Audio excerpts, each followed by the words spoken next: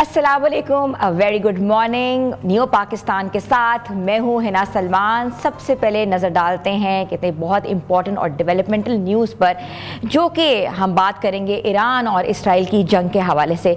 खलीज में Iran Israel की कशीदगी अपनी इंतहा को पहुँच रही है, जबकि सोशल मीडिया पर पाकिस्तान के नाम से मिस इन्फॉर्मेशन और डिसइन्फॉर्मेशन जो है उसका तूफ़ान बरपा हो गया है। रिपोर्ट्स के मुताबिक पाकिस्तान इसराइल को एटमी मिसाइलों के जरिए जवाब देने का मंसूबा बना रहा है। ईरान ने इसकी तरदीद की और बल्कि हमारी हुकूमत ने इस पर वाज़ेह बयान जारी किया है कि पाकिस्तान के नायब वज़ीर ख़ारिजा सेनेटर इसहाक डार ने भी गुज़िश्ता रोज़ सेनेट में इन सब दावों को बेबुनियाद और झूठा करार दिया है। तो हमने सोचा कि क्यों ना हम ये बात करें कि मिस इन्फॉर्मेशन से क्या जंगें लीड होती हैं, मिस इन्फॉर्मेशन से क्या सूरत हाल होती है, और इतना इम्पोर्टेंट ये मशरिक़ी वुस्ता का जो मरहला चल रहा है, इतना इंपॉर्टेंट जो चीज़ें हैं वो सामने आ रही हैं। तो ये सब जो फेक न्यूज़ है, पाकिस्तान का एटमी प्रोग्राम दिफाई है, जारहाना नहीं है, इसराइल हिम्मत ना करे कि पाकिस्तान पर मैली आंख उठाए। तो इन सब ओपिनियन को हम मज़ीद कहते हैं ना ओपिनियनेटिव बनाएंगे और इसके ऊपर एक्सपर्ट ओपिनियन लेंगे। और हमारे साथ प्रोग्राम में आज हमें ज्वाइन किया है कहते हैं कि वो दिफाई तज्ज़ियाकार हैं, डिफेंस एक्सपर्ट हैं। तो मैं सबसे पहले वेलकम करूँगी आबिद लतीफ़ को, जो कि रिटायर्ड कर्नल हैं। अस्सलाम वालेकुम sir. Thank you ma'am. Sir, इतनी इम्पॉर्टेंट न्यूज़, इतनी miss information, disinformation social media पे फैलाई जा रही है अबाउट कि पाकिस्तान जो है वो ईरान के साथ मिलकर बैक करेगा इस वॉर को। What do you say about it? देखें, सबसे पहली बात तो ये है कि जैसे हमारे फॉरेन मिनिस्टर ने भी कहा, हमारे डिप्टी प्राइम मिनिस्टर ने भी, कि Pakistan is a responsible state. Pakistan is a rational actor in international जो सिक्योरिटी आर्किटेक्चर है उसके अंदर। पाकिस्तान ने कभी भी रैशनैलिटी को नहीं छोड़ा। आपने इवन जो पाकिस्तान इंडिया का कॉन्फ्लिक्ट था उसमें आपने देख लिया कि पाकिस्तान ने रिस्ट्रेंट शो किया, स्ट्रेटेजिक रिस्ट्रेंट शो किया, और बार बार इवन एक प्रोवोकेशन के बाद दूसरी प्रोवोकेशन के बाद हर स्टेज पे इंटरनेशनल कमेटी को ये कहता रहा कि हम अब हमारा राइट है और हम रिस्पॉन्ड करेंगे, लेकिन जो एग्रेशन है या जो ट्रांसग्रेशन है वो इंडिया की तरफ से है। सो एक तो सबसे पहली बात है कि पाकिस्तान जब रैशनल एक्टर है तो ऐसी स्टेटमेंट कि हम कोई खुदा ना खास्ता न्यूक्लियर फ्यूड के अंदर शामिल होंगे ऑन बिहाफ ऑफ ईरान, ये it is a disinformation, not even miss information. इसके अलावा अगर आप देखें तो बहुत सारी जो सोशल मीडिया के ऊपर ख़बरें फैलाई जा रही हैं कि जो गलत ख़बरें हैं बिल्कुल, कि J-10 जो हैं वो उनको ईरान में देखा गया, HQ-9 जो हैं जो हमारा एयर डिफेंस सिस्टम है कहीं वो उसने बीफ अप कर दिया जाके ईरानी एयर डिफेंस सिस्टम को, विच इज़ ऑल बेसलेस। अच्छा, ये किया क्यों जा रहा है? देखिए, इस वक्त इसराइल की कोशिश ये है कि वो जो एक थ्रेट बॉगी है जो उसने जिसकी बेस पे उसने ईरान के ऊपर अटैक किया, उसकी 3 बेसिस हैं। पहली बेस तो ये है कि जी उसने डिकैपिटेट कर दिया जो उनकी लीडरशिप थी इनिशियली। दूसरी उसकी बेसिस ये है कि because Iran is about to get nuclear और शायद न्यूक्लियर हो गया है उसके मुताबिक, तो इसलिए उसका ये रैशनल है या रज़ान देता है कि वो इस पर अटैक करे। तीसरा उसका ये था कि जी ये जो ईरान है वो अगर उसने अभी ये ना किया तो वो ऐसी स्टेज पे पहुंच जाएगा बिकॉज ऑफ उसके जो स्ट्रेटेजिक रिलेशन डेवलप हो रहे हैं विद अदर रीजनल पावर, या आप यूँ कह लीजिए कि अपकमिंग सुपर पावर्स, तो फिर उसके लिए मुश्किल हो जाएगा। अब इस सारे के लिए अगर आप इन तीनों को देखें तो इस कॉन्टेक्स्ट में इसराइल की ये ज़रूरत है कि जो अमेरिकन है वो किसी ना किसी तरह इसमें इन्वॉल्व हो जाए, और जो अमेरिकन जब इन्वॉल्व हो जाए उसके लिए अब वो डिफरेंट बॉगीज क्रिएट करता है, जिसमें से एक ये भी बॉगी कि जी पाकिस्तान जो है, बिकॉज पाकिस्तान तो अल्हम्दुलिल्लाह एक डिक्लेयर्ड स्टेट है जिसके स्ट्रेटेजिक एसेट्स हैं, तो वो अब पाकिस्तान को इस तरीके से इन फेक न्यूज़ के थ्रू इनको फैला के, फिर वो फेक न्यूज़ पहले सोशल मीडिया पे आती हैं, फिर सोशल मीडिया से, क्योंकि चैनल्स जो हैं अब सोशल मीडिया भी प्रिंट और इलेक्ट्रॉनिक मीडिया की तरह एक मीडियम है, तो वहाँ से स्ट्रॉन्ग मीडियम है, तो वो जितने जो हमारे इंटरनेशनल इवन आउटलेट्स हैं, जैसे आपने देखा कि ये खबर भी पिक कर ली गई थी, तो वो खबर पिक कर लेते हैं, रिसर्च का टाइम नहीं है, उसको वेरीफाई करने का टाइम नहीं है, और प्लस ये खबरें जो डिसइन्फॉर्मेशन की ब्यूटी ये है कि इसको एंकर किया जाता है किसी न किसी एक न्यूज़ के ऊपर, फिर उसको रिपीट किया जाता है, اور ریپیٹ کرنے کے بعد پھر وہ ایک ایٹماسفیئر ایسا کریٹ کیا جاتا ہے کہ لوگ یہ سمجھیں کہ شاید یہ خبر ٹھیک ہے، اور وہ ساری کی ساری ایمبیگوٹی پہ بیسڈ ہوتی ہے. بالکل. سو اس لیے یہ ایک اسٹریٹجی ہے جو کہ اسرائیل کی ہے، جس میں کوشش کی جا رہی ہے کہ خدا نخواستہ ان فیک نیوز کے تھرو، کیونکہ دیکھیے ہسٹوریکلی جتنی وارز ہوئیں وہ بھی ایکچولی ڈس انفارمیشن سے سٹارٹ ہوئیں. آپ ایون سیکنڈ ورلڈ وار کو دیکھ لیجئے، فرسٹ ورلڈ وار کو دیکھ لیجئے، آپ ایون اسلامک وارز دیکھ لیجئے کہ وہ دونوں جو پروٹوگانسٹ تھے یا انٹاگونسٹ تھے، ان کو فیک نیوز اور ایک فیک پروپیگنڈا اور ان کی جو انسیکیورٹیز تھیں وہ اس طریقے سے ہائپ کی گئی، کیونکہ آپ کی انسیکیورٹیز اور انسرٹینٹی کو ہائپ کیا جاتا ہے فیک نیوز کے تھرو، کیونکہ جو چیز آپ اسرٹن کر سکیں، جس کو آپ چیک کر سکیں، وہ ظاہر ہے وہ تو فیک نیوز اس کا سہارا نہیں لیتی. تو اس لیے یہ بیسیکلی یہ سارا تھا، اور اس میں پاکستان کا جو رسپانس ہے وہ it is as a responsible state بہت کیلکولیٹڈ ہے. اور یہ آئی تھنک نیوکلیئر کی اور ان کی تو بات بھی نہیں کرنی چاہیے، کیونکہ پاکستان نے ایون اپنے کانفلکٹ میں کبھی یہ بات نہیں کی انڈیا کے ساتھ، تو پاکستان تو ایسا کبھی کرنے کا سوچ بھی نہیں سکتا. اور پاکستان کی جو سپورٹ ہے ایران کو وہ ڈپلومیٹک ہے، وہ انٹرنیشنل. آپ دیکھیے جب اب یہ سیکورٹی کاؤنسل کے اندر ریزولوشن تھی تو وہ جن 4 کنٹریز نے پروپوز کیا، Pakistan being a member of national security council, non permanent member, Pakistan نے اس کو پرپوز کیا، جس پہ ان کی ایون ایرانی گورنمنٹ نے شکریہ بھی کیا. پھر اس کے بعد پاکستان نے جو ہے وہ جب ایران کے جو حجاج کا نام واپس آ رہے ہیں بیکاز آف جو ایئر کوریڈور ہے وہ بند ہوا ہے، تو ایون پاکستان ہیز آفرڈ کہ وہ they can come to Karachi, اور وہاں سے بائی روڈ وہ بلوچستان کے راستے they can go to Iran. تو اس طرح کی سپورٹ جو ہے وہ پاکستان کر رہا ہے. پاکستان نے اس کو کنڈیم کیا، ہمارے پرائم منسٹر نے کنڈیم کیا، فارن منسٹر نے کنڈیم کیا، نیشنل اسمبلی کے اندر، ہماری پروونشل اسمبلیز میں. So that support is there, but اس کے اوپر ایک ڈس انفارمیشن کی کیمپین، یہ actually this is the enemies propaganda, اور وہ اسرائیل اس کو پلے اپ کر رہا ہے. اچھا اصل میں یہ پوچھنا چاہوں گی کہ سوشل میڈیا پہ جو اے آئی جنریٹڈ امیجز بنائے جاتے ہیں، پوری وار کو پروپیگیٹ کیا جاتا ہے، وہی والی بات ہے، مس انفارمیشن ڈس انفارمیشن جیسے آپ نے بتایا کیا جاتا ہے، تو فوجی قیادت کو ایسے حالات پر کیسے اقدام کرنے چاہیے؟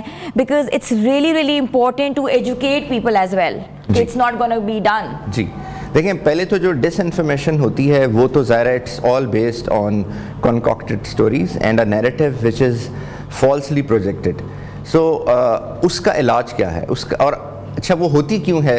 وہ زیادہ تر اس وجہ سے ہوتی ہے جب کوئی انفارمیشن آ نہیں رہی ہوتی یا مس انفارمیشن ہوتی. تو اس کا علاج یہی ہے کہ آپ آ کے پبلکلی اس کو ڈسکلوز کرتے ہیں. جیسے ابھی ہمارے ڈپٹی جو جو ہمارے پرائم منسٹر ہیں اور جو فارن منسٹر ہیں، انہوں نے کہہ دیا کہ پاکستان نے ایسی کوئی اسٹیٹمنٹ نہیں دی. ایون وہ جو ٹرمپ کی اے آئی جنریٹڈ ویڈیو سرکولیٹ کر رہی ہے اس کو بھی، کیونکہ دیکھیے اب دونوں طرف سے وہ کیا جا رہا تھا، پاکستان کے بارے میں یہ کہا جا رہا تھا اور ٹرمپ کی اسٹیٹمنٹ بھی فلوٹ کی جا رہی تھی تاکہ پاکستان بھی اس پہ ریئیکٹ کرے. تو انہوں نے آ کے اس کا بہترین علاج یہ ہے کہ آپ ایکوریٹ انفارمیشن جو ہے وہ پبلکلی شیئر کر دیں اور اس کو پبلک ڈومین میں لے آئیں کہ یہ ایکچولی ایسا ہے. تو جو انہوں نے کر دیا، I think that is the simple solution.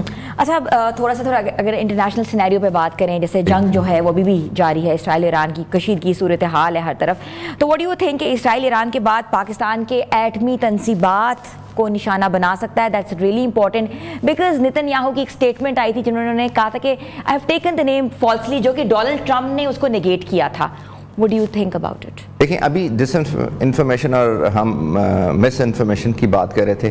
Even اسی نیریٹو کو ایک sense of I would say sense of وہ دینے کے لیے ایون نتن یاہو کی 14 سال پہلے کی ایک انٹرویو چلایا جا رہا ہے جس میں اس نے یہ کہا کہ پاکستان از آلسو، پاکستان کا نام لیا اور اس پہ ایک اسٹیٹمنٹ دی ہے. تو اب پاکستان کے الحمدللہ میں یہ اسی لیے کہہ رہا ہوں کہ یہ ہم let's not go there because الحمدللہ پاکستان کے جو اسٹریٹجک ایسٹس ہیں وہ بالکل محفوظ ہیں.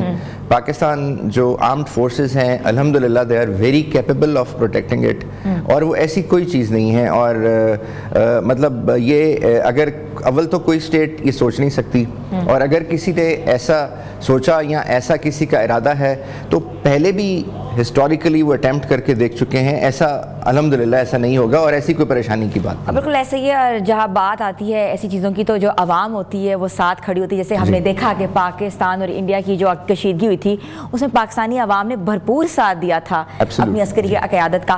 اچھا تھوڑا سا بات کر دیں گے, بینگ آپ ایکسپرٹ اور ڈیفینس ایکسپرٹ ہیں آپ, تو پاکستان کی عسکری صلاحیتیں جو ہیں اگر ہم بات کریں تھوڑے سے میزائلز کے اوپر, شاہین 3 جو ہے وہ ایک بہت بڑا نظام ہے, تو مشرق وسطیٰ میں اس تنازع کی صورت میں وہ کیا کردار ادا کر سکتا ہے؟ کیونکہ اگر ہم آپ خصوصاً بات کریں کہ پاکستانی اسٹریٹجک ایسیٹس جو ہیں دے کین پروٹیکٹ. جی میں تو ایک آپ کی طرح میں بھی اسٹوڈنٹ ہوں, ایکسپرٹ نہیں ہوں, but just on a learning curve. خیر اینی وے دیکھیے پاکستان کے جو میزل سسٹم ہے, چاہے وہ شاہین ہے, چاہے وہ غوری ہے, چاہے وہ عبدالی ہے, چاہے وہ فتح ہے, جو بھی رینج ہے, جو ہمارے پاس 11-12 جو پورا ایک ہمارے پاس جو انوینٹری ہے میزلز کی, وہ ہماری جو ہے وہ ہماری اپنی نیڈس کے مطابق ہے. ان کی جو رینجز ہیں وہ ہم جو ہمارا پیرینیل اینیمی ہے یا آرچ اینیمی ہے اس کے مطابق ہیں. اس سے بیونڈ پاکستان نے نہ کبھی اس کو پروجیکٹ کیا ہے, نہ کبھی پاکستان کا کوئی. اب کوشش یہ کی جاتی ہے, دس از دا ایکچولی ڈس انفارمیشن, کہ آپ ایک لائن کھینچ کے کمپس سے اگر ایک میزل کی رینج سے فار ایگزامپل 1500 کلومیٹر ہے تو اس کو بجائے اس کیمپس کے آرک کو اس طرف لے جانے کے اس کو اس طرف لے جایا جاتا ہے اور یہ بتایا جاتا ہے کہ نہیں اس کی یہ تو ایکچولی اس کے لیے بنا, where as it is not like that. ہمارا جو سیمیٹری ہے, ہمارا جو بیلنس آف پاور ہے وہ ہمارا انڈیا کے ساتھ ہے اور اسی طرح ہم نے ایکویٹ کیا ہوا ہے. سو اس لحاظ سے اگر آپ دیکھیں تو ہمارے جتنا یہ ہمارے میزلس پروگرام ہیں اور ہمارے جو باقی بھی ہمارے جو پلیٹ فارمز ہیں, ایریل پلیٹ فارم ہیں, گراؤنڈ پلیٹ فارمز ہیں, وہ سب کے سب جو ہمارا باعث ہے وہ ہماری کسی کے اگینسٹ اور ہماری انڈیا کے اگینسٹ بھی کوئی ایگریسو انٹینشنز نہیں ہیں. ہم نے تو اپنے ڈیفنس کے لیے اپنے آپ کو پروٹیکٹ کرنے کے لیے ویپن سسٹم ہے, اور ہم نے آپ نے دیکھ لیا کہ جب بھی انڈیا نے ایگریشن کی ہے ہم نے اس کا جواب دیا ہے. لاسٹ 3-4 ریٹیلیشن کرنا بالکل حق ہے. جی ریٹیلیشن کرنا ہمارا حق ہے, because that is right of defence as per the UN charter article 51 ہمارا رائٹ ہے, پھر as per the theory of just war ہمارا رائٹ ہے. تو ہم نے تو اس رائٹ کو بھی پہلے یوز نہیں کرتے. انڈیا ایک دفعہ ہمیں پرووک کرتا ہے, دوسری دفعہ کرتا ہے, تب ہم جا کے ریٹیلیٹ کرتے ہیں دنیا کو بتا کے کہ ہم تب یہ ریلیٹ. تو ہمارا جو آپ کہہ لیجیے کہ جو آرمڈ فورسز ہیں, ہمارا جو ڈیفینسو پوسچر ہے, ہمارا جو ڈیفینس اور اسٹریٹجک ڈاکٹرین ہے, وہ صرف اور صرف کنٹینڈ ہے ہمارے ڈکلیئرڈ اور ہمارے نون اینیمی کے لیے, وچ از اونلی انڈیا. اس کی اور وہ بھی اس وقت ہم ایگریسر نہیں ہیں. اگر وہ کرے گا تو وہ ظاہر پوٹینسی اور وہ کیپیبلٹی اور وہ تیاری آپ نے رکھنی ہے, وہ بس صرف وہ تیاری ہے. اچھا آپ سے ایک سوال ہے, بالکل تھوڑا سا ہم اس طرف جا رہے ہیں, اسٹریٹجک ڈیولپمنٹ کی طرف جا رہے ہیں, اکنامک گروتھ کی طرف جا رہے ہیں, اور نہیں ہونا چاہیے ایسا. کیا پاکستان جو ہے وہ ایران اور اسرائیل کی کشیدگی میں ڈائریکٹلی ملوث ہو سکتا ہے, یا what do you think? Directly سے مین فزیکلی آپ لائک obviously کہ براہ راست ملوث ہو سکتا ہے. اگر ایسا ہوا تو علاقائی جو انٹائرلی طاقت ہے وہ تو بالکل مرکوز ہونے کے کیا نتائج ہو سکتے ہیں؟ میرا نہیں خیال, کیونکہ دیکھیے پاکستان نے پہلے کہہ دیا کہ ہماری جو سپورٹ ہے ایران کو وہ ڈپلومیٹک ہے, وہ ہماری ہم نیبرنگ کنٹری بیکاز ہم اپنے ایرانی بہن بھائیوں کے ساتھ ہیں, بیکاز ان کے اوپر ایک مشکل وقت ہے, اور ہم نے اس کو ہم نے پروف بھی کر کے دکھایا. جو بھی اس وقت انٹرنیشنل سیکورٹی آرکیٹیکچر میں ہم ان کے لیے ہیلپ کر سکتے تھے ڈپلومیٹکلی وہ ہم نے کی ہے. لیکن دیکھیے یہ کانفلکٹ اگر, کیونکہ جنگ ہر ایک نے خود لڑنی ہوتی ہے, ہماری جنگ تھی ہم نے خود لڑی, ایران کو بھی جو یہ جنگ ہے وہ خود لڑنی ہوگی. جس بھی عرب کنٹری کا اسرائیل کے ساتھ ایگریشن ہوتی ہے ان کو خود لڑنی ہوگی. جو نہیں لڑ سکتا پھر ڈیفینیٹلی اسرائیل ڈومینیٹ کر جاتا ہے. یہ اگر کانفلکٹ خدا نہ خواستہ اللہ نہ کرے اگر یہ ریجنل کانفلکٹ بنتا ہے اور اس میں جو گریٹ پاورز ہیں وہ کسی طریقے سے انوالو ہوتی ہیں, تو پھر یہ اسپل اوور کر سکتا ہے, پھر یہ اس کا اسپائرل آؤٹ افیکٹ ہو سکتا ہے. لیکن اس میں بھی پاکستان جو ہے وہ ایک پہلی سٹیج میں, یا آپ کہہ لیجئے کہ ایز اے ایگریسر خدا نہ خواستہ یہ ایسا کچھ بھی نہیں ہوگا, because Pakistan is a responsible state. بالکل ایسا ہی ہے, اور کہتے ہیں کہ اپنا ریجنل جو رول ہے وہ تو انہوں نے کرنا ہی ہے, مگر Pakistan has always played a very pivotal role in countering and about encouraging about the peace. تھوڑا سا اگر ہم تھوڑا امن کے اوپر بات کریں, کیونکہ اس خطے کا امن کتنا ضروری ہے. جی دیکھیں ظاہر ہے یہ جو ویسٹ ایشیا ہے جہاں ہم تو سچویٹڈ ہیں at the conflicts of many regions. West Asia, central Asia, middle east, Indian ocean. So ہم تو ایک وہ پیوٹل اسٹیٹ ہیں جو کہ اس بیچ میں اللہ تعالیٰ نے ہمیں سچویٹ کیا ہوا ہے. تو اب اس کے لیے بہت ضروری ہے, اسی لیے میں کہہ رہا ہوں کہ پاکستان ایک رسپانسبل اسٹیٹ ہے, اور پاکستان ان ساری چیزوں کو دیکھیے. جب ہمارے بلوچستان کے اندر انٹرفیرنس ہوتی پراکسیز شروع ہوئی, اور آپ کو پتہ ہے کہ وہ سیستان بلوچستان سے بھی وہ لوگ انفلٹریٹ کرتے تھے, اور ہم نے بہت دفعہ یہ اس کو ایرانی گورنمنٹ سے بھی کہا کہ یہاں سے وہ ہیں, اور ایرانی گورنمنٹ اس کو کوشش بھی کرتی تھی, لیکن کیونکہ وہاں پہ بہت سارے کاروبار کے اس کے اوپر انڈینز اور وہاں پہ آ کے سیٹل ہوئے ہیں, وہ بیچ میں ان چیزوں میں انوالو ہوتے تھے, ڈائریکٹ انوالومنٹ تھی. اب آپ دیکھیے کہ اب جو ایران کے اندر جو لوگ اسپناچ کر رہے تھے ان اٹیکس پہ جو اب ریسنٹ ہوئے ہیں اسرائیل کے لیے, ان میں سے بہت سارے انڈینز ہیں. سو اب وہ جو ہم جو کہہ رہے تھے وہ ونڈیکیٹ ہو گیا, وہ کلیریفائی ہو گیا. بالکل بالکل بالکل. Thank you so much. It was a expert opinion from you, and no بالکل ایسا ہی ہے, اور ہم آپ کو تھینک یو کہتے ہیں. ہمارے ساتھ پروگرام میں موجود تھے ریٹائرڈ کرنل عابد لطیف صاحب, جن کا ایکسپرٹ اوپینین آپ نے دیکھا. ان کا یہی کہنا تھا کہ پاکستان ایک بہت کہتے ہیں رسپانسبل اسٹیٹ ہے, اور اس کی رسپانسبلٹی یہ ہے to encourage the peace in this central region. چھوٹی سی بریک لیتے ہیں, بریک کے بعد واپس آتے ہیں. آپ دیکھ رہے ہیں نیو پاکستان.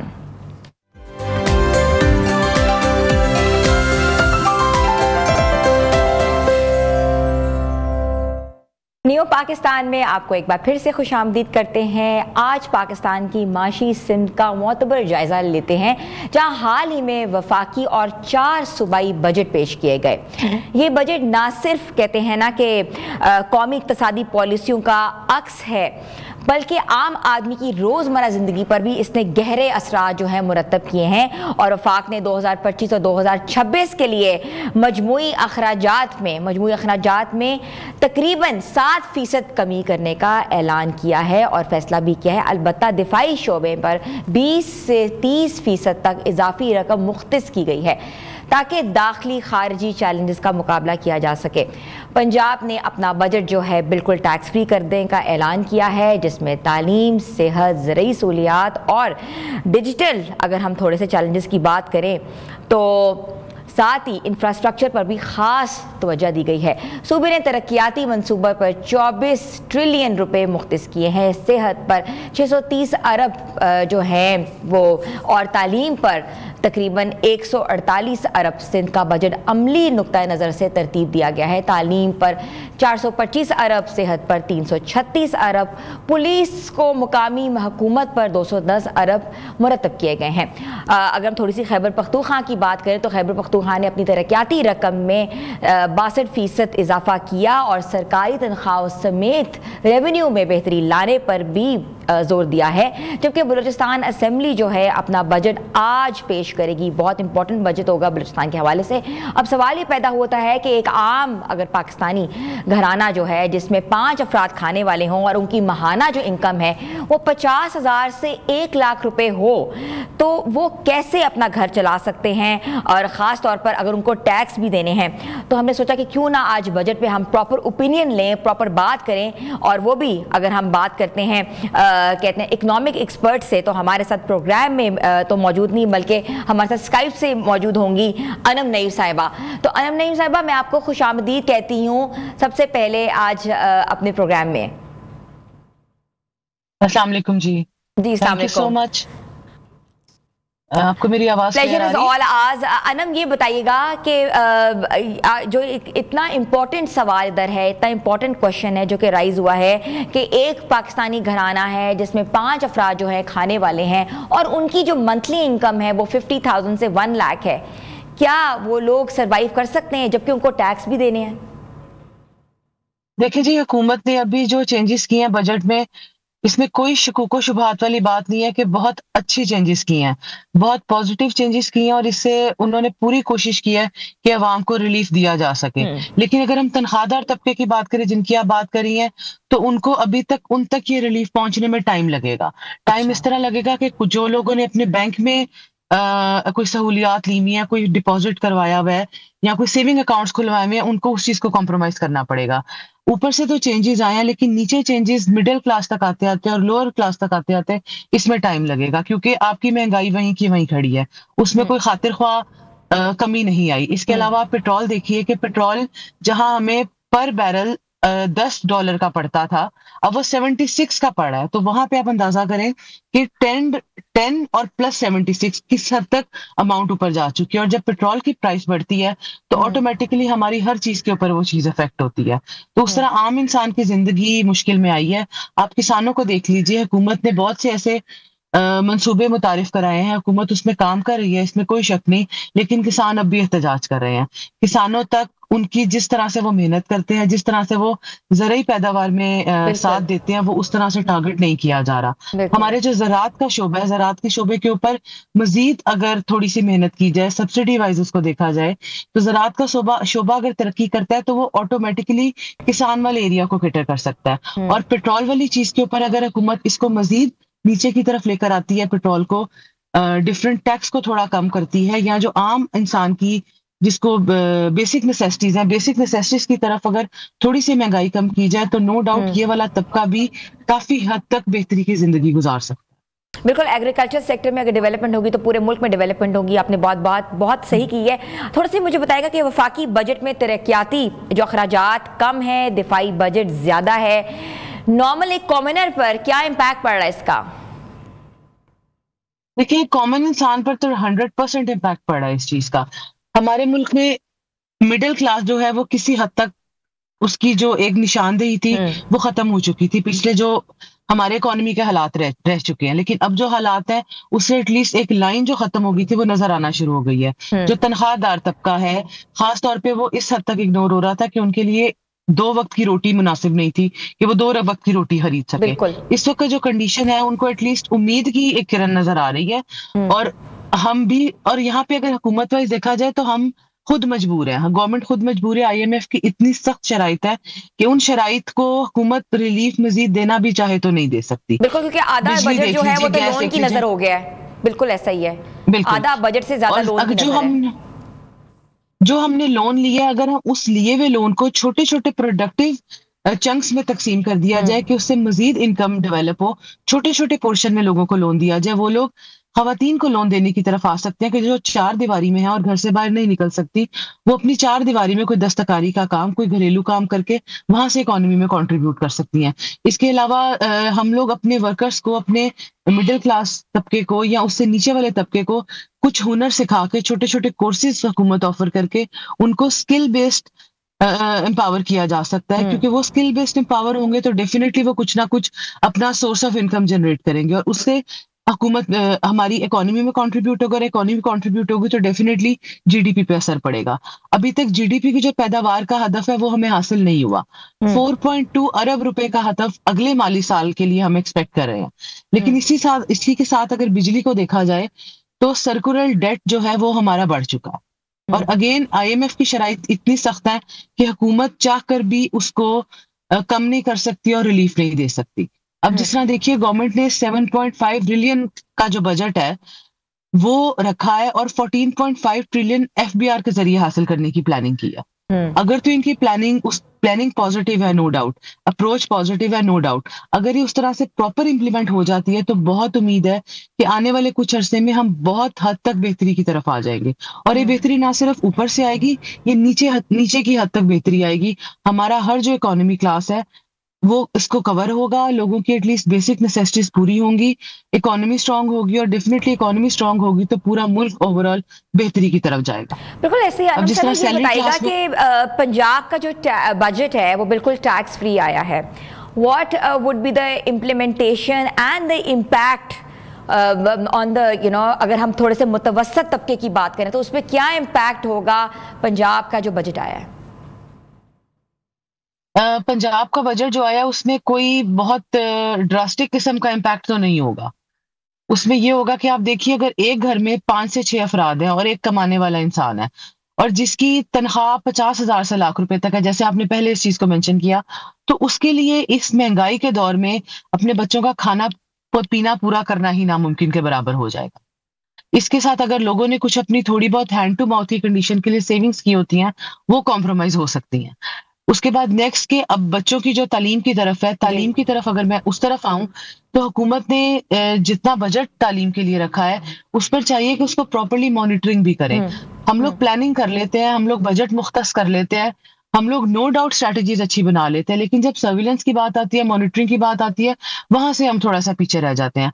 अगर इसके ऊपर सर्विलेंस और मॉनिटरिंग की प्रॉपर एक टीम बिठाई जाए जो मॉनिटर करे, जी इतना बजट है, इस बजट का इतना चंक यहाँ लग रहा है, यहाँ लग रहा है, यहाँ लग रहा है, उससे जहां कहीं भी आप कह लें कि वो गैर जरूरी इस्तेमाल होना है या वो करप्शन की नजर होना है, वहां से इस चीज की बचत की जा सकती है। और नो डाउट इस चीज की प्रॉपर सर्विलेंस के साथ जो हमारा हर एंड तक तबका है, तनख्वाहदार तबके तक ये फायदा आएगा और इवेंचुअली ये फायदा इकोनॉमी को आएगा। बिल्कुल, अल्लाह करे ऐसा ही हो। अनम साहिबा, बहुत से सवालात हैं, टाइम बहुत कम है, थोड़ा सा ये मुझे बताएंगी कि महंगाई को महदूद करने के लिए आप किन इक़दामात का मशवरा देती हैं? If you specially talk about electricity and gas, और उसको अगर सब्सिडाइज करना पड़े तो।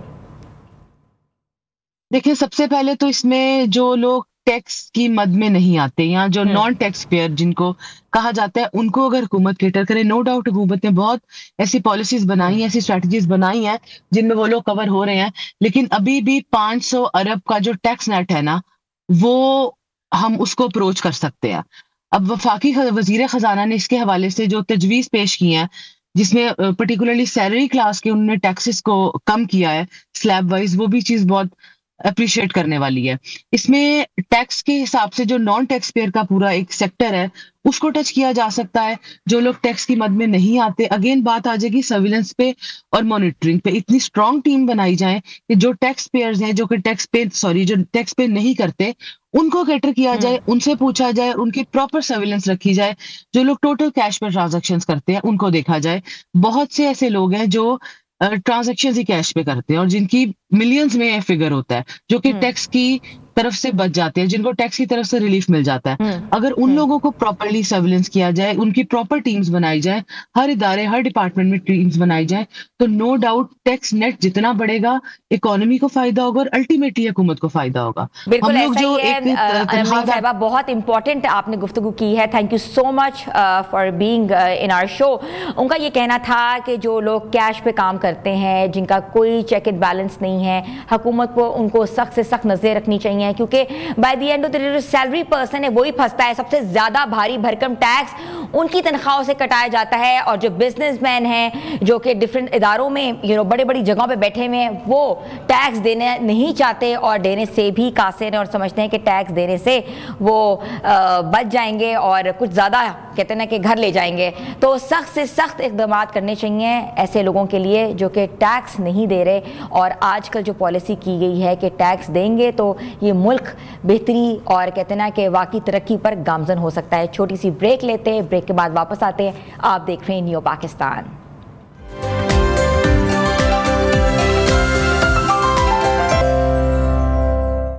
न्यू पाकिस्तान में एक बार फिर से खुशामदीद कहते हैं। थोड़ी सी डेवलपमेंट न्यूज़ तो हमने देखी, मगर अब हम बात करते हैं स्पोर्ट्स की, एंटरटेनमेंट की।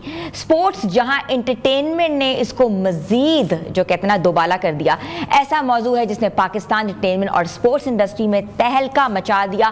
प्रोफेशनल रेसलिंग, ये रेसलिंग सिर्फ मुल्की सतह तक महदूद नहीं रही, बल्कि बैनुल अक़वामी पहलवानों की शराकत से इसने नई कहते हैं ना जिद्दत इख्तियार कर ली। आज हम खास तौर पर गुफ्तगू करेंगे रिंग ऑफ पाकिस्तान की, जो लाहौर, इस्लामाबाद, मुल्तान जैसे बड़े शहरों में मुनक्किद हुआ। और सबसे पहले 2017 में, फिर 2018 में, फिर 2019 में और फिर 2022 में इसने इन शोज़ का इनकाद किया। ज़बरदस्त किस्म के शोज़ थे, और वो शोज़ क्या थे जो कि प्रोफेशनल रेसलिंग को प्रमोट करते हैं, जिन्हें बैनुल अक़वामी पहलवानों को पाकिस्तान लेकर आए और अपनी टीम के साथ ISPR, वज़ारत आला और सफारती हलकों से बाकायदा तायीद हासिल करके इन शोज़ ने ना सिर्फ स्पोर्ट्स इंडस्ट्री को फाल किया, बल्कि पाकिस्तान का एक बहुत कहते हैं ना कि इम्पॉर्टेंट और मुस्बत इमेज जो है वो उजागर किया। आज हमारे साथ शो में जो हैं रिंग ऑफ पाकिस्तान के CEO इमरान शाह और उनके साथ जो है वो चीफ क्रिएटिव ऑफिसर जो हैं लिंकन मॉडेल जो हैं वो शो का हिस्सा बने हैं, उनको मैं खुशामदीद कहती हूँ। अस्सलाम वालेकुम। वालेकुम अस्सलाम। कैसे हैं इमरान शाह साहब? बहुत ज़बरदस्त। And how have you been, Lincoln? I have been enjoying the wonderful weather and hospitality of Pakistan for the last 6 weeks, thank you. Really, you've been Yes. here since last 6 weeks? Been here 6 weeks, yes. Okay. My first time ever. Okay.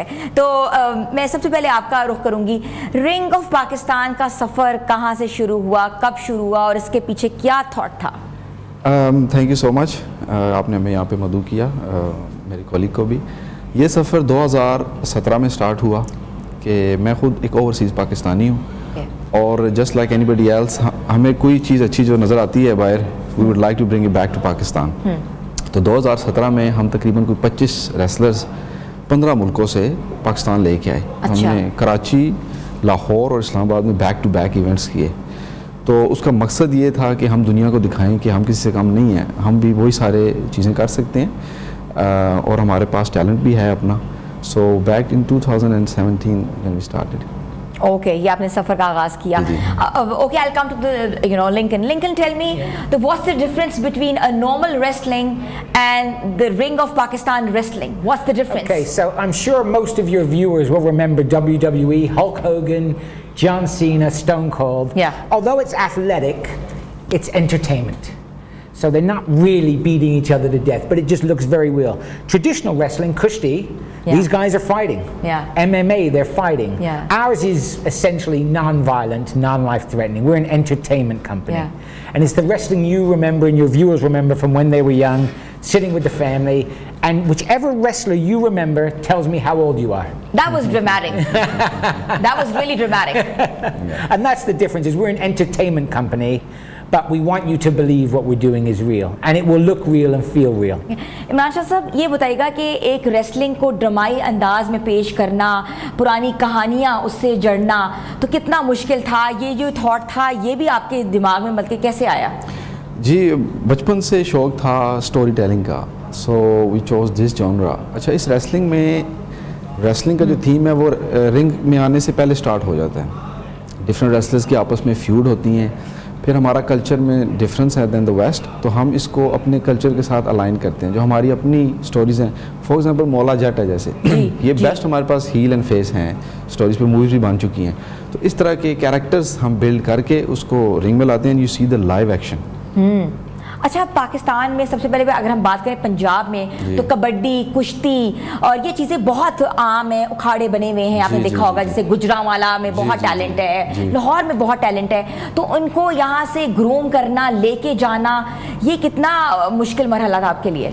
देखिए, that is the main reason why we are here, कि हमारी जो देसी कुश्ती culture है वो already developed है and is right on the top. और इफ़ आई रिलेट, मेरी जब गोल्डबर्ग से मुलाकात हुई, ही न्यू अबाउट आवर देसी कल्चर। गामा पहलवान, ग्रेट गामा पहलवान, वो उसके आइडियल हैं, वो इज़ फ्रॉम लाहौर। तो हम ये कह रहे हैं कि हम एक हाइब्रिड मॉडल बना रहे हैं, ठीक है, जिसमें जो अपने देसी पहलवान हैं इनको एक प्लेटफॉर्म दें।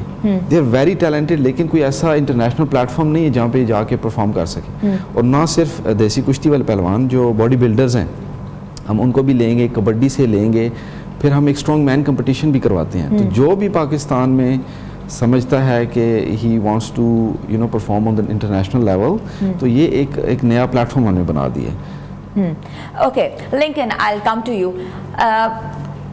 Wrestler is like a great big thing. Yes. How important is the food, how important is the nutrition, how important is the gym exercise to build a wrestler? Well, you'll remember from watching wrestling, a lot of these guys are wearing very little. So you're seeing most of their body. So from a vanity point of view, they want to be in good shape. Secondly, it's very athletic what we're doing. So the better shape you're in, the safer you're going to be. So these guys spend time in the gym, they eat protein, they live very well. They live very well. They live like young people should live. They get good sleep, they don't party, they train, they work hard. So those are the things you need if you want to be a professional wrestler. And how many kgs they are? Well, you can go from minimum 90 to 200 kgs. 200 kgs? So there's monsters per out there. person? Yes. Okay. Yeah, there's giant wrestlers just one in more history. question. Yes. We have seen WWF, WWE. Yes. Is it real or is it dramatic? It's as real as you want it to be. It's up to the viewer. Use your imagination. Let yourself go. It's more fun if you believe, but they're probably not beating each other as badly as you think. They don't beat each other badly. Okay, that means that it's like somehow surreal. It's athletic. It is athletic. And they are And athletes. who's your favorite wrestler? My favorite wrestler of all time, probably The Rock. Okay, The Rock. And that's what I'm here to do, is to find Pakistan's version of The Rock. To make heroes for Pakistan. Not Americans, not Europeans. Yeah. Pakistani heroes. You're looking at Pakistani Rock. If you're out there and you think you've got what it takes, get in touch with us. Okay, definitely. We'll do that. Imran Shah साहब, पाकिस्तानी हमने देखे बड़े बड़े नाम दुनिया में wrestlers के आए जो कि बच्चों की कहते हैं ना कि ज़बान पे ज़्यादा आम थे। पाकिस्तान में आपने क्या देखा, जितने पहलवान देखे, जितने कुश्ती में लोग देखे, कोई ऐसा नाम पाकिस्तान का उभरता हुआ आप देख रहे हैं?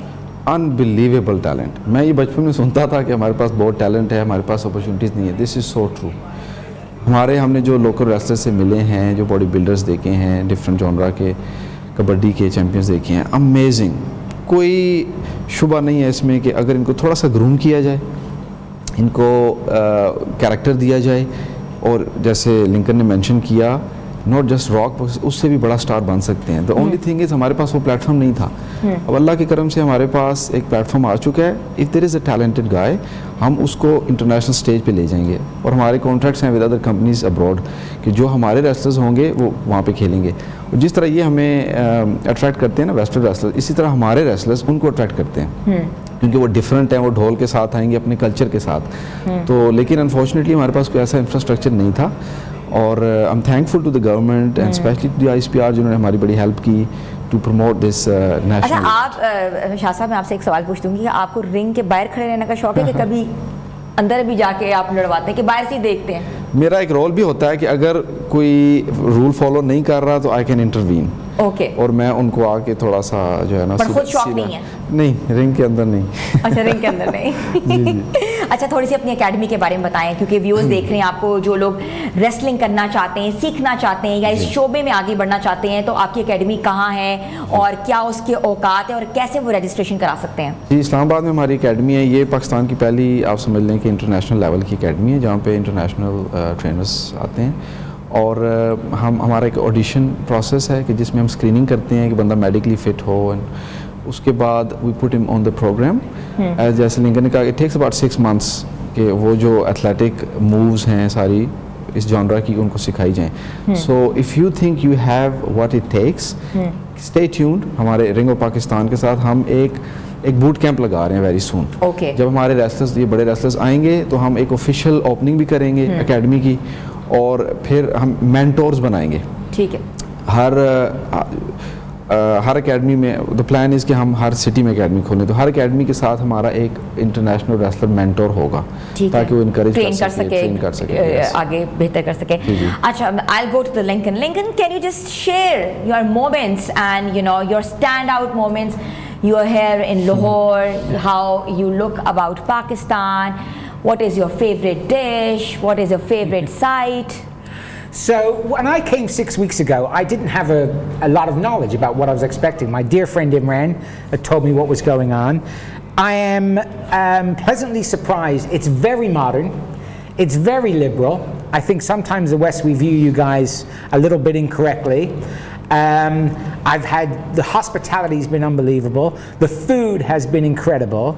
But what surprised me most is I was at the golf course at Lake City last night, which is something you would see in Dubai. Yeah. There is wonderful education system here. There's a lot of success. I would describe Pakistan as a sleeping giant. It reminds me of Dubai 15 years ago, Lahore. There is so much potential here. Educated people, friendly, welcoming, generous. Lahore is a bit mad, I will say that.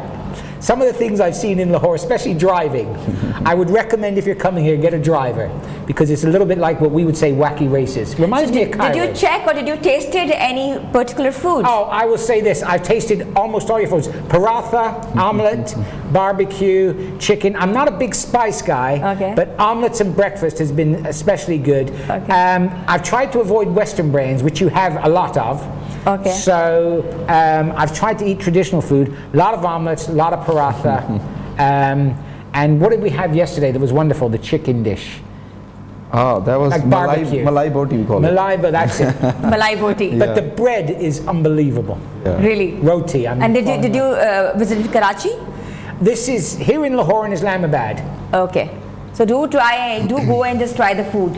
I would That would be recommend. finger licking, but you will have a lot of tears. I would recommend anyone that came here eat as much local food as you could. It's been sensational. It's such a pleasure that such a profound person has been here with us, and such a good, image of Pakistan I'm is enjoying being, portrayed. Yeah. Pleasure.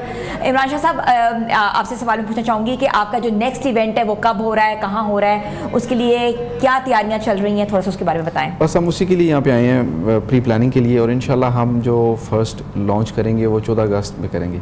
Okay. और main event जो है वो around नवंबर होगा, क्योंकि काफ़ी extravagant event होता है, सो मौसम का अच्छा होना ज़रूरी है। और इस दफ़ा हमारे पास जो रेसलर्स कुछ आ रहे हैं वो they used to work for Donald Trump, तो कुछ जैसे बॉबी लैशली है for example, and we approaching them. हम इस वक्त बड़े रेसलर्स लेके आ रहे हैं जो पहले पाकिस्तान में नहीं आए। Now we think we are ready कि हम दुनिया का सबसे बड़ा इवेंट इंशाल्लाह प्रोफेशनल रेसलिंग में करने जा रहे हैं, and we are not behind any other. सो पाकिस्तान में इंशाल्लाह सबसे बड़ा इवेंट होगा यहाँ पे।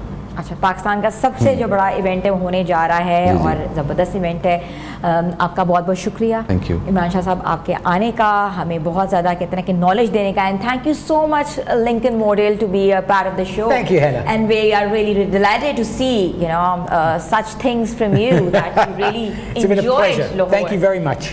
Pleasure is all ours. तो व्यूअर्स, रिंग ऑफ पाकिस्तान की तरफ से एक इवेंट होने जा रहा है। जो लोग इस इवेंट में शिरकत करना चाहते हैं वो इनके पेजेस पे जाकर अपनी करा सकते हैं, एंट्रीज करा सकते हैं और अगले शो का हिस्सा बन सकते हैं। छोटी सी ब्रेक पे जा रहे हैं और ब्रेक के बाद वापस आते हैं। आप देख रहे हैं न्यू पाकिस्तान।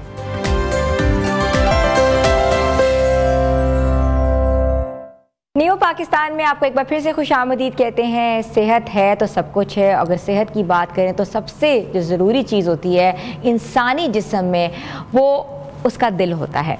पूरा वजूद को ज़िंदगी फराहम करता है। अगर दिल में मामूली सी भी ख़राबी हो जाए तो इसके असरात पूरे जिस्म पे मुरतब होते हैं। और आज कल की जो मसरूफ़ियात हैं, जो हमारी ज़िंदगी का जो एटमॉस्फेयर है, जो हमारी ज़िंदगी का जो रूटीन है, वो गैर मुतवाज़न ग़िज़ा और ज़हनी दबाव और वर्जिश से दूरी ने दिल की बीमारियाँ आम कर दी हैं। ऐसे में शरियानों की बंदिश, आर्टेरियल ब्लॉकेज जो है वो एक संगीन मसला जो है वो बन गई है, और जो दिल के दौरे पड़ रहे हैं, हार्ट अटैक्स हो जाते हैं, हार्ट फेल्स हो जाते हैं, और हत्ता कि मौत जो है वो हो जाती है। तो समझ नहीं आती कि ये छोटा सा नौजवान था, 29 साल का नौजवान था, 25 साल का नौजवान था, 40 साल का इंसान था, तो वो जो है वो एकदम दिल के दौरे से मफलूज हो गया, वफात पा गया।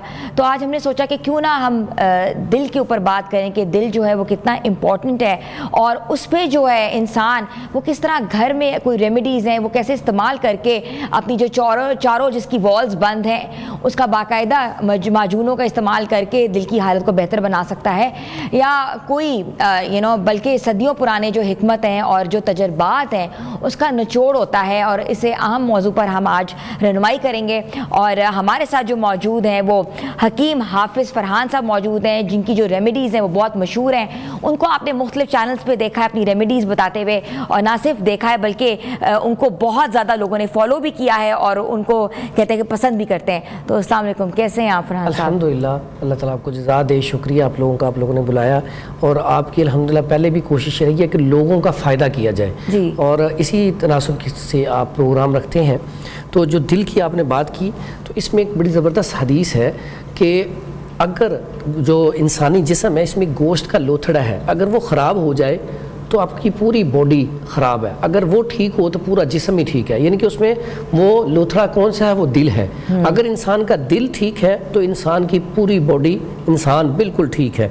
अगर दिल बीमार हो गया तो इंसान बीमार है। तो इसमें आजकल के माशरे में ये दिल की बीमारियाँ क्यों ज़्यादा हो गई? आज से अगर हम 20 साल पीछे चले जाएँ, 20 से 25 साल 30 साल, तो जब हमारे ये लाहौर में कार्डियोलॉजी बना था, तो यकीन करें मेरे पास अभी भी शायद एक वो सफ़ा पड़ा हुआ है अखबार का, कि उसमें ऐड देते होते थे कि अगर कोई दिल का मरीज़ हो तो यहाँ पे हॉस्पिटल बना है नया, तो यहाँ पे आके अपना प्रॉपर इलाज करवाए। यानी कि दिल के मरीज़ ही नहीं होते थे। यानी कि अंदाज़ा करें कि अखबार पे ایڈ دینا پڑتا تھا کوئی بیمار ہے تو آ کے علاج کروائے. تو آج دیکھیں وہاں پہ چلے جائیں تو اتنا رش ہے کہ آپ کو 3-4 دن 5 دن تو بیڈ ہی نہیں ملتا. بالکل. یعنی کہ اس کی بنیادی وجہ کیا ہے؟ بنیادی وجہ یہ کہ ہمارا لائف سٹائل چینج ہو گیا ہے, ہمارے کھانے پینے کی چیزیں چینج ہو گئی ہیں. لائف سٹائل کیا ہے؟ پہلے ہم کھاتے تھے لیکن واک کرتے تھے, پیدل سفر زیادہ کرتے تھے ہمارے باوجداد. پھر کھانا جب کھاتے تھے تو ایک ہی طرح کے کھانے ہوتے تھے, زیادہ ڈشز نہیں ہوتی تھی. آج اب شادیوں پہ چلے جائیں تو تقریباً کو 10 طرح کی ڈشیں ہوتی ہیں. تو اب جب کھاتے ہیں تو اس سے نقصانات ہوتے ہیں. نقصانات کیا؟ فاسٹ فوڈ بہت زیادہ آ گیا, جنک فوڈ بہت زیادہ آ گیا, اور بیکری آئٹم جو سب سے زیادہ نقصان کرتی ہے, جس کی وجہ سے کولیسٹرول بڑھ جاتا ہے, ٹرائیگلیسرائڈ بڑھ جاتا ہے, اور خون جو ہے گاڑھا ہو جاتا ہے, جس کی وجہ سے بلاکیج شروع ہو جاتی ہے, شریانیں تنگ ہو جاتی ہیں. تو اس میں سب سے پہلے اکثر آپ نے دیکھا ہے کہ رکشوں کے اوپر لکھا ہوتا ہے کہ یہ دل کی بیماری کا جو علاج ہے وہ ادرک کا پانی, لہسن کا پانی اور پیاز کا پانی, اور اس میں وہ لیمن اور سرکہ سیب ڈال کر وہ بنائیں اور اپنا دل جو ہے وہ طاقتور کر لیں. یہ زیادہ تر ہم نے رکشوں پر اور کہتے ہیں بڑی بڑی ویگنوں پہ دیکھا ہے. بالکل بالکل. حالانکہ ایسا نہیں ہے. دیکھیں طب میں بھی ایک ہوتا ہے جب انسان کے اندر عصبیت ہوتی ہے, رطوبات کی زیادتی ہوتی ہے, ٹھنڈک ہوتی ہے, تو اس کی وجہ سے دل جو ہے اس کو آکسیجن پوری طریقے سے نہیں ملتی. ایسے افراد ان کا خون گاڑھا ہو جاتا ہے, جب وہ کہیں دوڑنا پڑ جائے یا کہیں الجھنا پڑ جائے تو ہارٹ بیٹ تیز ہو جاتی ہے, دل ٹھک ٹھک کرنا شروع کر دیتا ہے تھوڑی سی دوڑ لگانے سے. حکیم صاحب میں آپ سے یہی سوال پوچھوں گی, ہارٹ ریٹ کو نیچے لانے کے لیے کیا کرنا چاہیے؟ جس کی اگر والز بند ہیں تو اس کو کیا کرنا چاہیے؟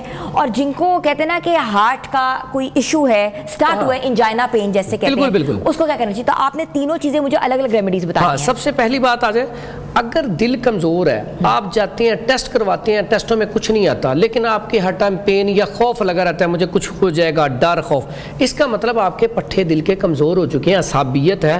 اس وقت آپ کو کیا کرنا چاہیے؟ اس وقت آپ کے پاس بہترین چیز ہے, آپ تو کھانے میں ایک تو ٹھنڈی چیزیں, چاول وغیرہ یہ چیزیں چھوڑ دیں اور خشک چیزوں کا استعمال کریں, جن میں سب سے بہترین ہے کلونجی. شہد میں ملا کے, تو یہ آپ پیس کے شہد میں ملا کے رکھ لیں, آدھی چمچ روزانہ استعمال کر لیں. اس کے علاوہ اگر آپ قہوہ بنانا چاہیں تو یہ اجوائن ہے, اس میں آپ نے کلونجی لینی ہے, کلونجی, پودینہ, اور اس میں آپ نے عناب, یہ 3 چیزیں ہیں. کتنا ڈالنا ہے ٹیبل اسپون؟ یہ آپ نا 3 چٹکی پودینہ ڈال لیں, 3 چٹکی اجوائن ڈال لیں, اور 3 دانے عناب کے ڈال لیں. یہ 3 چیزیں ڈال کے اس کا قہوہ بنا کے شہد ملا کے پیا جائے تو یہ فوری طور پہ پٹھوں کو طاقت دیتا ہے. اسی طرح اس میں مربع آملہ اتنا بہترین ہے کہ اگر آپ صبح کے ناشتے میں مربع آملہ کھا لیں اور ساتھ دودھ یا چائے کا کپ, اس میں دار چینی ملا لیں تھوڑی سی, تو وہ استعمال کرنا شروع کر دیں تو فوری طور پہ آپ کا دل طاقتور ہونا شروع ہو جائے گا. ٹھیک ہے. اور اسی میں اگر آپ کوئی اگر شوگر پیشنٹ نہیں ہے تو آپ خمیرہ جو ہے ابریشم حکیم مرشد والا بڑا زبردست ہے, اس کے ساتھ ایک جواہر مورا مل جاتا ہے, وہ لے لیں, اور ساتھ دوال مسک معتدل جواہر دار, یہ تینوں مکس کر کے آدھی چمچ صبح شام کھائیں. پہلے دن سے آپ کی جو پین ہے, وہ جو ڈر خوف ہے, ایسے افراد میرے پاس آتے ہیں بعض اوقات ڈرتے گاڑی نہیں چلاتے کہ ہم سے نا لگ جائے گی, ڈر خوف اتنا ہے, یا مجھے کچھ ہو جائے گا, تو یہ معاملہ آپ کا ختم ہو جائے گا. اس کے بعد دوسری چیز ایسی ہے کہ جب آپ کا کوئی بلاکیج آ جائے, بلاکیج آتی ہے جب کولیسٹرول اور ٹرائیگلیسرائڈ بھی بڑھ گیا ہے, اور آپ خشک چیزوں کا استعمال بہت زیادہ کرتے ہیں, اور یہ مرض اکثر ان کو ہوتا ہے جن کو قبض کی شکایت ہوتی ہے, دائمی قبض, ایسے افراد جن کو دائمی قبض رہتی ہے, قبض کے بعد اکثر بواسیر ہو جاتی ہے, بواسیر کے بعد اگلا جو سٹیپ ہوتا ہے وہ دل کے اٹیک کا ہوتا ہے, بلاکیج آ جاتی ہے, آرٹریز بند ہو جاتی ہیں. اس میں اگر سویر پین فوری طور پہ سٹارٹ ہوئی ہے تو ایک ایسی ریمیڈی بتاتا ہوں, آپ نے کپ ابھی 2 گھونٹ بھرنے ہیں تو درد ختم ہو جائے گی انشاءاللہ.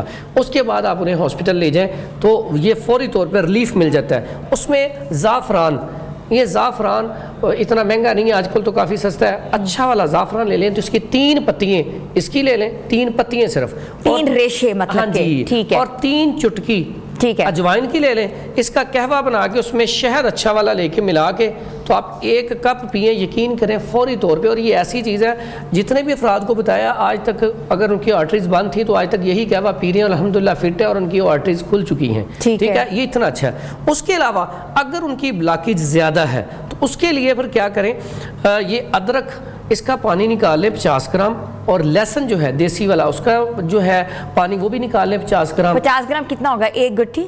نہیں, وہ تقریباً 50 گرام تقریباً 4 سے 5 چمچ بنیں گے. ٹھیک ہے, اتنا پانی نکال لیں اس کا. اس کے بعد لیمن جو ہے اس کا پانی نکال لیں, پھر پیاز سفید ہوتا ہے اس کا پانی بھی نکال لیں. اب ان سب کا پانی آپ نے نکال لیا, اب اس کو اپنا سرکہ سیب یہ سرکہ سیب مل جاتا ہے بالکل، یہ بھی اتنا ہی ڈال دیں اس میں 50 گرام. اب اس کو چولہے پہ تھوڑا سا گرم کریں، گرم کرنے کے بعد اس میں اتار کے شہد ملا کے رکھ لیں. یہ آپ کا شربت تیار ہو گیا. 1 چمچ روزانہ پینا شروع کر دیں. یہ بہترین چیز ہے. ایسے افراد جن کے وال بند ہیں، آرٹریز بند ہیں یا جن کا دل کمزور ہے، ان کو یہ نہیں بالکل دینا. اس کے بعد یہ بند جو میں نے آپ کو کہا کولیسٹرول اور ٹرائیگلیسرائڈ جو ہے سب سے پہلے یہ بڑھتا ہے. تو اس کا کیسے ہم اس کو کیسے علاج کریں؟ تو اس کے لیے آپ بہترین ہے کہ پودینہ لے لیں آپ، ٹھیک ہے، اور پودینے کے ساتھ کوئی 50 گرام ہی ادرک لے لیں، 50 گرام ہی لہسن لے لیں، اور یہ انار دانہ مل جاتا ہے، اگر انار تازہ ہو تو زیادہ اچھا ہے، یہ بھی 50 گرام. یہ ساری چیزیں کوٹ لیں اور اس میں تھوڑی سی یہ والی مرچ ہری ڈال دیں اور تھوڑی جس میں کالی مرچ ڈال دیں. یہ بڑی بہترین چٹنی بن جائے گی. اور اتنی کمال کیا ہے، ایسے افراد جن کا کولیسٹرول زیادہ ہے، ٹرائیگلیسرائڈ زیادہ ہے، ہاتھ پاؤں سن ہوتے ہیں، خون اتنا زیادہ گاڑھا ہے کہ جہاں پہ بیٹھتے ہیں ہاتھ رکھا ہاتھ سو گیا، ایسے افراد کے لیے بہترین چیز ہے. یہ چٹنی کھا کے آپ 1 مہینے بعد جا کے ٹیسٹ کروائیں گے تو کولیسٹرول اور ٹرائیگلیسرائڈ نارمل ہوگا.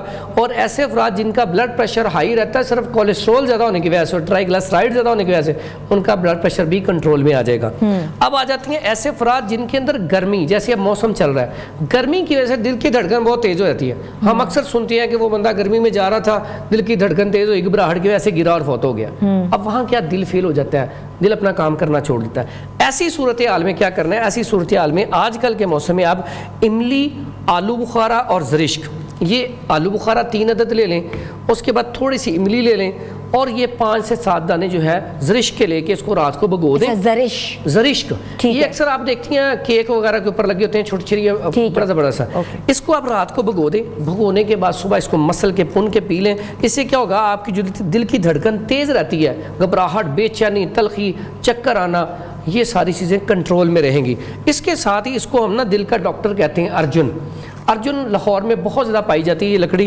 آپ باغ جناح چلے جائیں یا آپ وہ مالٹون پارک والی سائڈ پہ چلے جائیں تو بہت زیادہ درخت ہے. اس کا درخت بھی کافی بڑا ہوتا ہے، ساری کی دکان پہ بھی عام ہے، اور یہ سستی آئٹم ہے. یقین کریں ایسے افراد جن کی دل کی دھڑکن بہت تیز ہوتی ہے اور وہ ڈر رہے ہوتے ہیں کہ مجھے کچھ ہو جائے گا، اس سے اچھی چیز میں نے نہیں دیکھی کہ پہلی خوراک سے رزلٹ.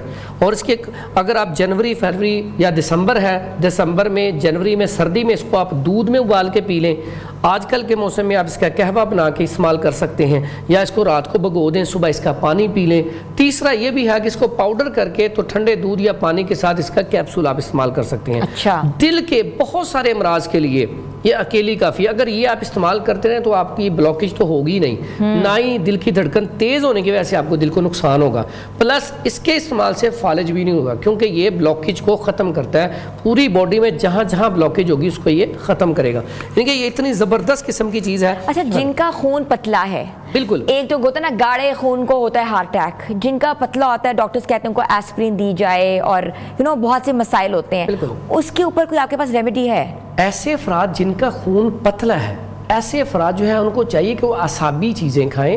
اعصابی کا جن کے اندر رطوبات ہے، جیسے میں نے آپ کو یہ چیز بتائی ہے، یہ ساری چیزیں، یہ جو میں نے آپ کو بتایا ارجن کا ساگ، یہ بہترین ہے ایسے افراد کے لیے. مربع گاجر ایسے افراد کے لیے بہترین ہے. ٹھنڈا دودھ ایسے افراد کے لیے بہترین ہے. شربت سندل ایسے مریض کے لیے بہترین ہے جن کا خون بہت زیادہ پتلا ہو چکا ہے. تو ایسے افراد جو ہیں وہ اگر خون گاڑھا ہو تو پھر لہسن کی وہ تری جو ہے وہ استعمال کرتے ہیں جس سے خون پتلا ہو جائے. اگر پہلے ہی پتلا ہے تو آپ کوئی بھی دودھ سے بنی ہوئی چیزیں استعمال کرنا شروع کر دیں، فوری طور پہ خون آپ کا گاڑھا ہو جائے گا. ٹھیک ہے. تو اس میں اکثر اوقات نا سٹمک سب سے بیسک چیز جو میں نے آپ کو پہلے بھی بتائی کہ ہم کھانے پینے میں ہمارا لائف سٹائل غلط ہے، سٹمک سب کے پرابلم ہے. ہاں، اس میں کھانا میں اکثر کہتا ہوتا ہوں کہ صبح کو جو ناشتہ ہے نا آپ کا بادشاہوں والا ہونا چاہیے، دوپہر کا کھانا وزیروں والا، اور رات کا فقیروں والا. لیکن ہمارے الٹا ہے کہ ہم رات کا کھانا بالکل اچھے طریقے سے تسلی سے کھاتے ہیں، پھر موبائل دیکھتے دیکھتے وہیں پہ سو جاتے ہیں. یہ سب سے بڑا المیہ ہے. اور اسی کی وجہ سے اب جتنے بھی موٹاپے والے موٹے لوگ ہیں ان کو یہ مرض بہت زیادہ ہوتا ہے. اس کی بنیادی وجہ کیا؟ کھانا کھاتے ہیں بیٹھ جاتے ہیں. سب سے پہلا میں اس میں یہ کہوں گا کہ ایسے افراد ان کے بلاکیج ہے انہیں چاہیے کہ صبح اٹھ کے نہار 1 گلاس پانی پئیں، اس کے اندر تھوڑا سا لیمن نچوڑ لیں، اس کے اندر سرکہ سیب ڈال لیں یا زیتون ڈال کے، زیتون کا آئل اور تھوڑا سا شہد ملا کے 1 چمچ آدھا گلاس پی لیا کریں. اس سے کیا ہوگا کہ ان کو ایک تو کانسٹیپیشن نہیں ہوگی، ایک خون کی سرکولیشن ٹھیک رہے گی، تیسرے نمبر پہ جو بلاکیج ہے وہ آہستہ آہستہ ختم ہو جائے گی. یہ پینے کے بعد وہ واک پہ چلے جائیں. یہ جتنا بھی دل کا، کیونکہ وہ کہتے ہیں نا یہ دل کا معاملہ ہے، تو دل کے معاملے میں سب سے پہلے ضروری بات جو ہے کہ ایکسرسائز اور واک. ایسے افراد جن کو دل کا ایشو ہے، میرے اپنے والد صاحب کو یہ ایشو تھا تو انہوں نے صرف وہ یوگا کرتے ہیں صبح کے ٹائم پہ، ایکسرسائز کرتے ہیں. الحمدللہ ڈاکٹروں نے کہا تھا کہ یہ تو 2 اچھا حکیم صاحب یہ بتائیے گا کہ جن کا بائی پاس ہوا ہے اور بائی پاس کے بعد ڈاکٹرز کہتے ہیں کہ 20 سال 15 سال نکل جاتے ہیں، تو ان کے لیے کوئی ایسی ریمیڈی کہ وہ اس کو کنٹینیو کر سکے، وہ کون سی ہے؟ اس میں ایسے افراد جن کا بائی پاس ہوا ہے، ایک تو وہ کھانے میں کوشش کریں، وہ ڈاکٹر بھی انہیں ہدایات دیتے ہیں کہ وہ کھانے میں آئلی چیزوں کا استعمال کم کریں. ٹھیک ہے. ہمارے ہاں جو آئلی چیزیں ہیں ہم کرتے کیا، ہم نے کھانا کھایا اوپر سے کولڈ ڈرنک پی لیتے ہیں، وہ پہلے ہی آئلی ہوتی ہیں، اوپر سے وہ اور جم جاتی ہیں، وہ کام نہ کریں. دوسرا ایسے افراد کے لیے وہ ارجن کا جو ہے نا اس کا قہوہ بنا کے استعمال کرتے ہیں، میرا خیال ہے ان کا بلڈ پریشر بھی بالکل ٹھیک رہے گا، کیونکہ جتنے بھی ایسے پیشنٹ آتے ہیں بلڈ پریشر بھی نارمل پہ رہے گا اور ان کو کوئی بھی دل کا ایسا مسئلہ بھی نہیں ہوگا. یہ ہمارے ہاں میں سمجھتا ہوں کہ کوئی بھی چیز ہے اس کو روٹین سے نہیں کھانا چاہیے. ٹھیک ہے. اگر آپ گوشت ہے، مٹن ہے، اس کو بھی روزانہ کھانا شروع کر دیں گے نا تو آپ کے اندر یہ انفیکشن پیدا کر دے گا آنتوں کے اندر، پھر آپ کو پیچش لگ جائیں گے. مقصد اس بات کا کرنے کا یہ ہے کہ کوئی بھی دوائی ہے، اگر آپ بلڈ پریشر کی دوائی ہے، شوگر کی دوائی مسلسل کھاتے رہیں گے تو کڈنی آپ کی کمزور ہونا شروع ہو جائے گی. بعد میں وہ بلڈ پریشر کی دوائی لگا دیں گے تو اس سے کیا ہوگا، آپ کی بلڈ پریشر کیا کرے گا، گردوں کو کمزور کرے گا. جب گردے کمزور ہو جائیں گے اس کے بعد نیند کم آنا شروع ہو جائے گی، پھر نیند کی ٹیبلٹ بھی لگا دیں گے. مقصد یہ کہ دوائیوں سے بچنا چاہیے، ہم دوائیوں سے اور ریمیڈیز استعمال کرنی چاہیے. بالکل ایسا ہی ہے، آباد کر دیں، ہسپتال خود بخود ویران ہو جائیں گے. بالکل ایسے. حکیم حافظ صاحب آپ کا بہت بہت شکریہ، آپ نے بہت زبردست قسم کی ریمیڈی سے ہمیں آگاہ کیا، اور سب سے ضروری تھا کہ جو دل کا عارضہ ہے جن کو، ان کے لیے اتنی جو ریمیڈیز ہیں وہ بہت ضروری ہیں، اپنے گھر میں وہ لوگ بنا کے آپ فائدہ حاصل کر سکتے ہیں. اور یہ ہے کہ آپ کو پروگرام کیسا لگا، اپنا فیڈ بیک ضرور دیجیے گا. ہمارا نیو پاکستان پلس پیج پہ جائیے گا اور پلیز لکھیے گا کہ آپ کون کون سے ٹاپکس مزید دیکھنا چاہتے ہیں، کون کون سے تبصرے آپ سننا چاہتے ہیں. تو ملیں گے اگلے پروگرام میں، تب تک کے لیے اللہ حافظ.